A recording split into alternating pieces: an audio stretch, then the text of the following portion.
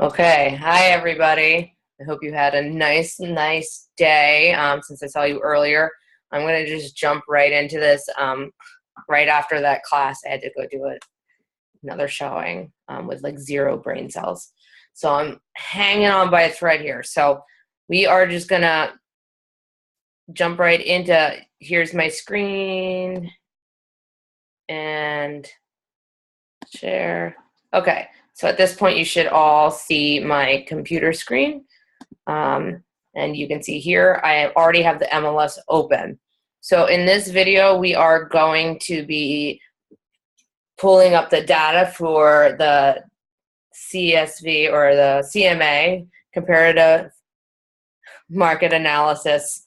Hopefully I'm not going to be getting any Facebook messages. Blake is currently texting right now. It's interesting. Here's an example. This is actually the one that I did briefly for my clients at 108 Jackson. I actually had somebody in our office go, "How did you get them to price that well?" I'm like, "Well, if you came to my class today, you'd know." So up here in the top, following we're just going to start column 1, line A. Up here is the properties that were active. Here are the properties, and I tend to do 3, maybe 4 tops in each category. So active at the top, under contract here, and sold. Okay? And you'll see that I have all of their asking prices in one column. And then down here in the sold one, I have the sold. So we can kind of look at, the key data is how much did it sell for, how long was it on the market, and, so within the under contract, we're going to be able to see, okay, it was on the market for, of course, I don't have it.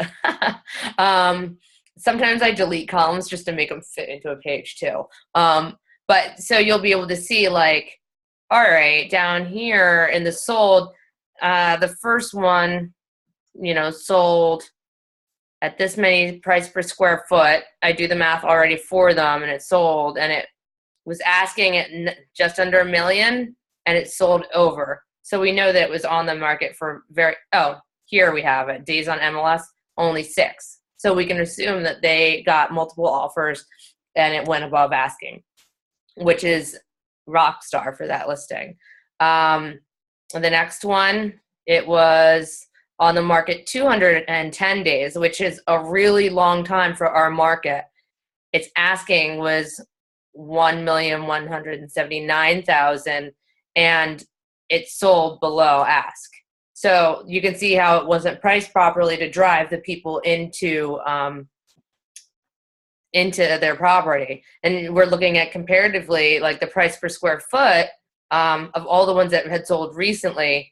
And I actually went back further than I usually do. I only like to go back.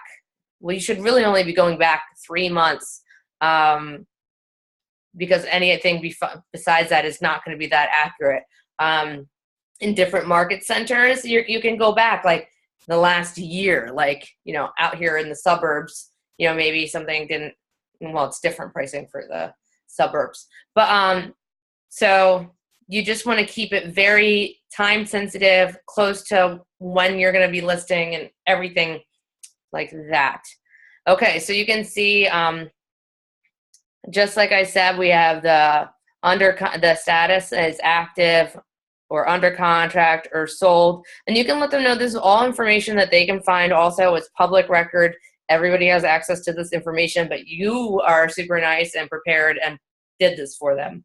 Not every seller needs it, but if you want to get that listing price properly, you should really be doing this.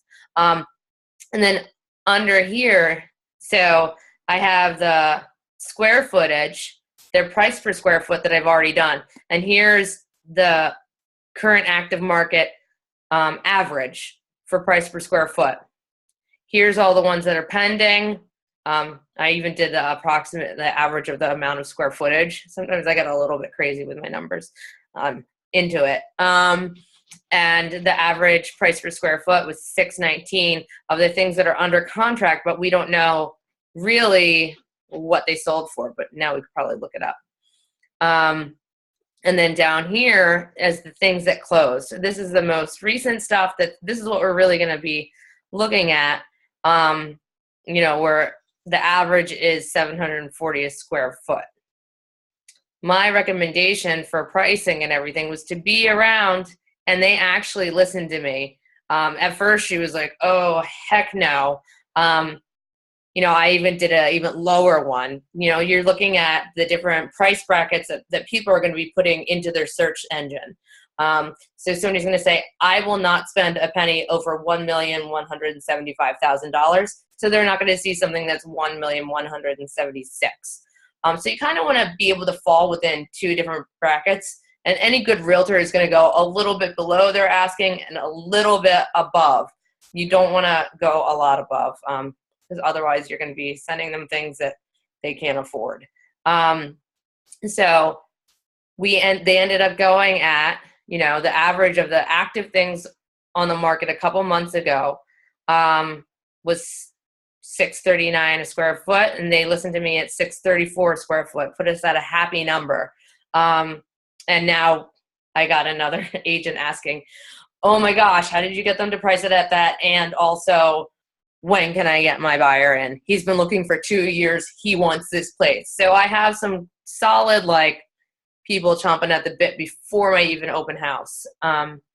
So to get this data, this is just Excel. I don't know. I have a Mac, so this is what it looks like on a Mac. We're going to go into the MLS. I'm already logged in. So let me not show you my credit card information. That would probably be smart. Not that I don't trust you. So what we're doing is we want to, for the love of Pete, you guys know it's been a long day. So what we're going to do is we're going to pull up, well, why don't we look at the active listings right now we'll just continue to use 108 Jackson as our sample property. Because I actually should know this anyway. So right now I'm going to find properties. So we're looking for a search just like any other search. You'll see, I explain it all the time. I have an unprofessional MLS search button. You can change all of this in your preferences, but I like the beach. And when my clients see it, it's kind of a funny talking point that, I'm always looking at what I'm working towards, which is the next time I can get my feet in the sand. And, just a little funny thing about me. They feel like they know me. So anyway, we're going to listings where I'm looking at condo co-ops and, wait, no, we're not. It's been a long day. We're going to search. We're going to condo co-op. Sorry about that. Search condo co-op. The price, we're going to go anywhere from, I don't know. Actually, I'm not going to leave that there. I'm just going to let you see everything. And so we're looking at condos, and I'll show you why things aren't a good comp as opposed to what is. If you haven't looked at, well, we can. So we're going to look at what's active, and I'll pull up my thing as well. So I want only 3 beds, 2 baths. Oops. Oh my gosh. I only want the 3 beds that are on the market right now. If you don't, like right now there's in Hudson County, because I didn't specify the area, there's 171 3-bed properties, condos.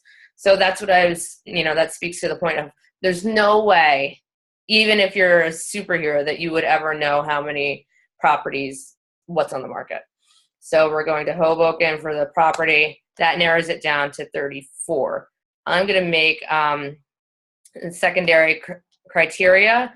I like to do must-have parking. For some reason, parking is the code D1.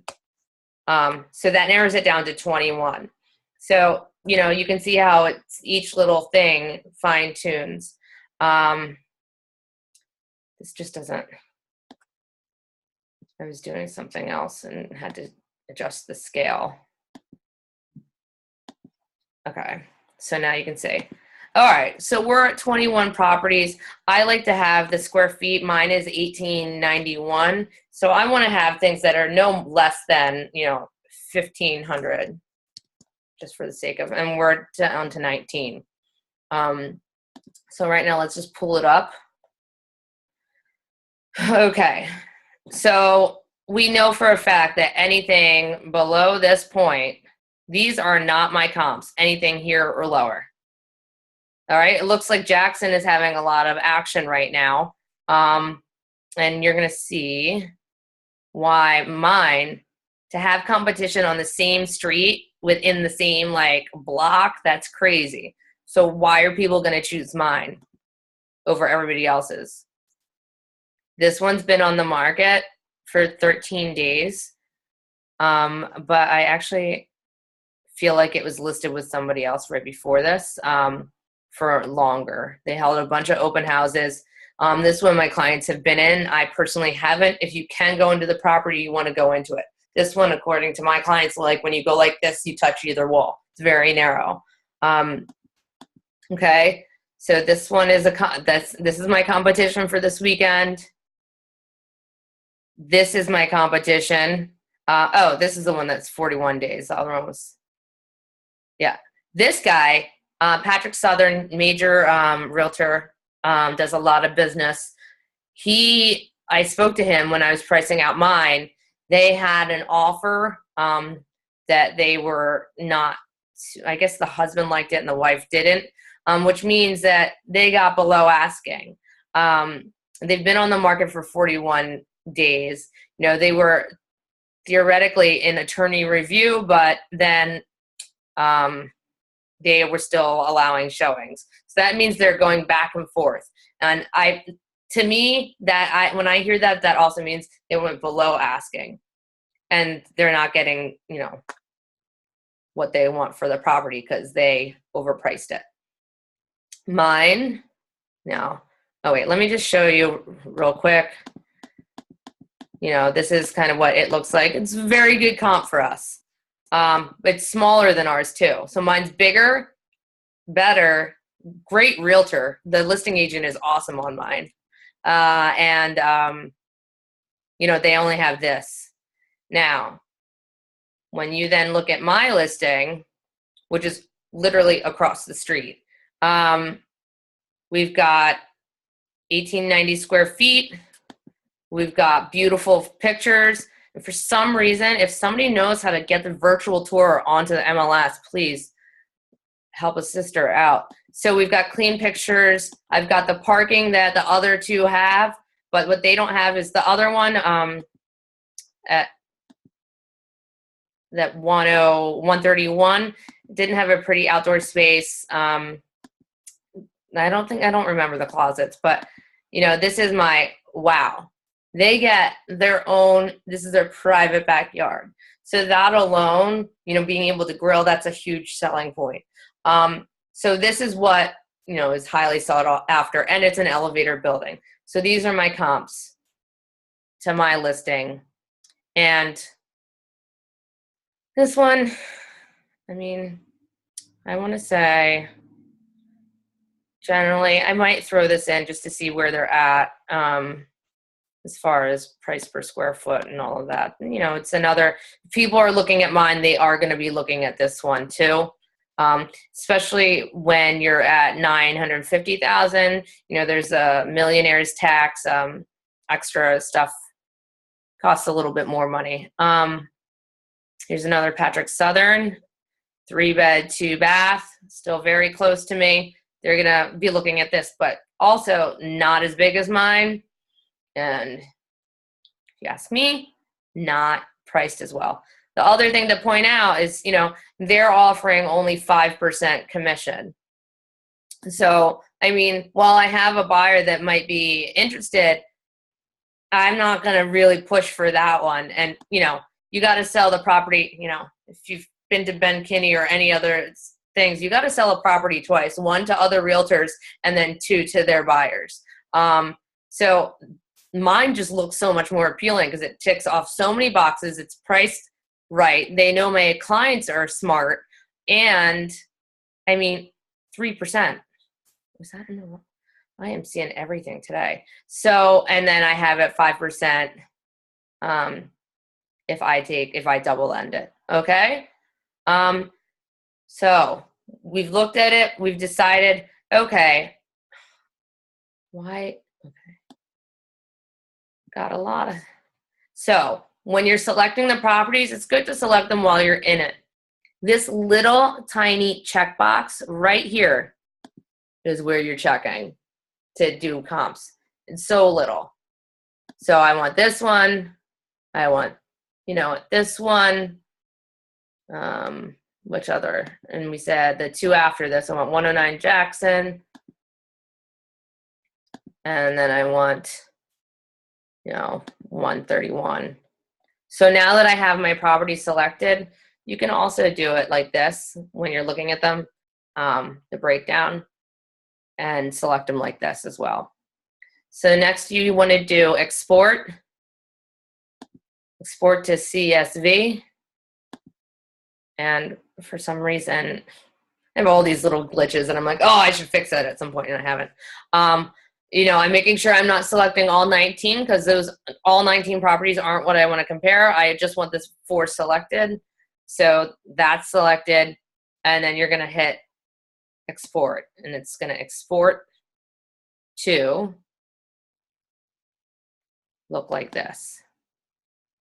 Now, when you set up your exports, you can play with the information that comes. This is what I've decided is the most prevalent information, because this is really the meat and bones. So what happens then is you get it, and all of them export. I mean, I'm sure one of you is going to say, hey, I found a better way to do it. That's great. Once you find a better way, let me know. So I've selected it all. I've copied it all. And then what I'm going to go ahead and do is I dump all of the data into just one sheet here. Well, I don't know what I did with it, but you know what I'm talking about here. Oh, you're just seeing all my business. So here we go. I'm going to copy it from here. Command V if you have shortcuts, or if you need to paste, you can go and edit, copy, paste, and then you can really customize the report however you want it. This has been the best way for me to do it, and I actually learned how to do this because I took Ignite. Darren Giordano taught the Ignite class, and I thought, wow, that guy's smart. I should do what he's doing.